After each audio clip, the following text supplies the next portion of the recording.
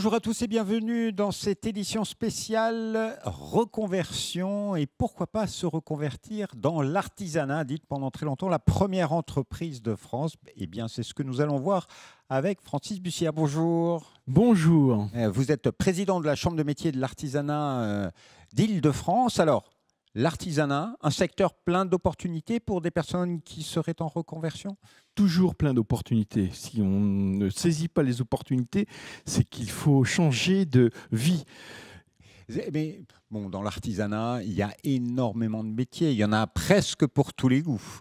Il y en a pour tous les goûts, et il y en a même aussi avec une diversité incroyable. Ça va bien sûr des métiers traditionnels que l'on connaît dans l'alimentation, dans le bâtiment, dans la fabrication, mais aussi dans les services avec des taxis. Vous savez que, par exemple, un copiste serait un artisan si on le remettait à l'honneur. Et parmi tous ces métiers, est-ce qu'il y en a qu'on peut qualifier de métiers en tension, où il y a plus de besoins, où il y a une vraie demande ? Il y a bien sûr des métiers en tension, hein. Vous savez que toutes les statistiques que l'on a, qui sont communiquées notamment par France Travail, nous disent où sont les métiers en tension. Il y a surtout des métiers qu'il faut être en passion. C'est plus que des métiers en tension. Pour moi, il y a nécessité de réhabiliter le sens, la passion, le sens de l'humain. Et c'est ça qu'offre aussi l'artisanat. Oui, mais là, vous êtes en train de me vendre l'artisanat. Et évidemment. Mais oui, c'est des métiers passion. C'est comme ça que vous expliquez l'artisanat à ceux qui cherchent une nouvelle orientation ? Si vous voulez, moi, on va s'écarter presque du sujet, mais pour être très clair, une vie, ça passe vite. Si vous passez la moitié de votre vie ou plus sans avoir de passion, c'est terrible. Et l'artisanat offre ça. C'est-à-dire que je vois tous les jours en permanence des artisans qui étaient avant cadres financiers, dans le marketing ou autre, et qui se sont reconvertis. Et c'est ça la passion. Pour arriver à quoi ? Pour arriver, par exemple, à être boulanger. À se lever tous les matins, c'est dur. Ils se couchent tard aussi, mais ils ont le sourire des clients comme récompense et en plus un peu de porte-monnaie, évidemment. Des métiers qui ont du sens, des métiers de la main, on sait pourquoi on travaille, c'est un retour à la valeur travail. Et puis, c'est aussi un autre avantage, des métiers qui ne sont pas délocalisables. A priori, non. Je vais être même un peu plus loin que vous. Je pense que c'est la seule assurance contre le chômage, avec toutes les vagues d'IA qui arrivent et les vagues des métiers du numérique qui sont en train de déferler. Enfin, je veux dire, moi, quand je lis ou quand je regarde des avocats ou quand je les entends et qui nous disent « Oh, vous savez, Président, Francis, c'est un peu... on ne sait pas où est-ce qu'on va aller ». Nous, non. Vous êtes sûr que il n'y a pas encore tout à fait, il y a des machines qui font du pain, mais le savoir-faire, la main, le coup de patte qui font que tout d'un coup, vous prenez une baguette, je prends des boulangers, mais vous pouvez faire plein d'autres métiers, et tout d'un coup, vous dites « Ah oui, ça, c'est quand même bien ». Voilà, c'est vraiment des métiers de la main, des métiers qui ont du sens, mais des métiers où il faut se former.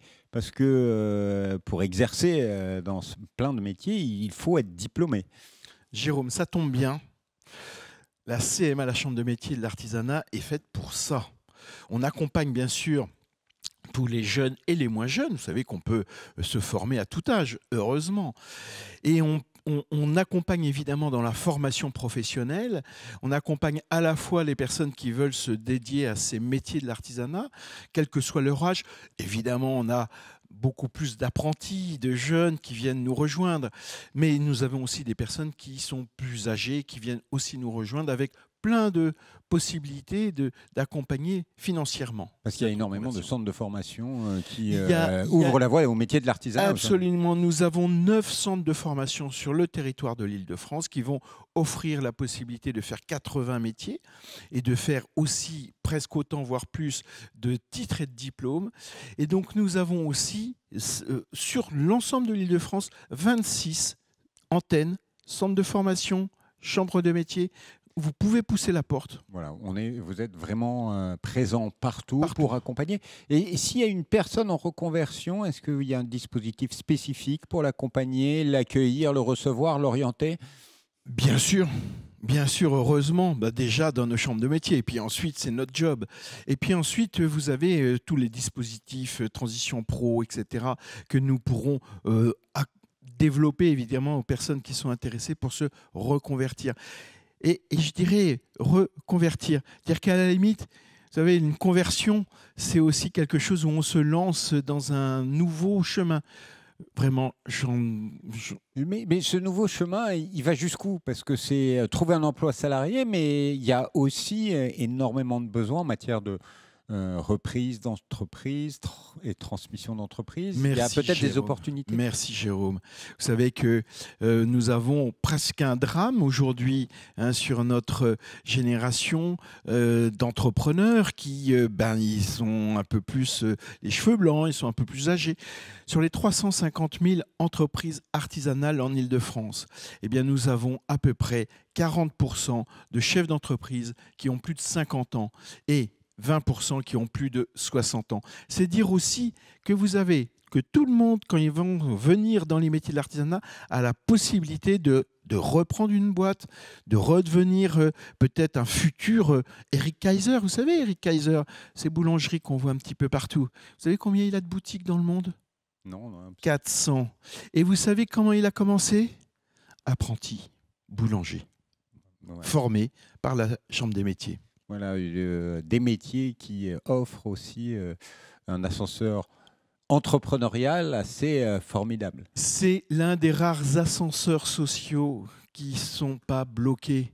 Nous avons aujourd'hui besoin de chefs d'entreprise, nous avons besoin de cette vitalité économique, nous en avons cruellement besoin, parce que sinon, évidemment, ça va devenir un peu plus compliqué dans les mois et les années qui viennent. Alors, si vous êtes intéressé par ces métiers, si vous voulez en savoir plus sur comment la Chambre de métier et de l'artisanat peut vous accompagner, vous pouvez aller sur www.cma-idf.fr. Et j'avais quand même une toute dernière question, Monsieur Bussière, c'est quel est le conseil que vous avez envie de donner à des gens qui hésitent encore dans le parcours de reconversion? Parce qu'il y a une vraie réflexion sur soi qu'il faut avoir. Écoutez, s'ils sont là pendant le salon, là, je crois que c'est pendant 2 jours, eh bien, qu'ils viennent au stand de la CMA. Déjà, première chose, ils vont venir discuter avec nos formidables acteurs de la Chambre des métiers. Je parle de acteurs, non pas qui vont faire un show, mais simplement que ce sont un rouage. C'est vraiment des gens qui vont pouvoir les accueillir, les conseiller. Et puis après, bien sûr, il y a un numéro magique de la CMA, et puis surtout cma-idf.fr. Merci beaucoup, Monsieur Bussière. Et quant à nous, on se retrouve bientôt pour une nouvelle émission à la découverte d'opportunités, de bonnes adresses pour la reconversion professionnelle. Au revoir et à bientôt.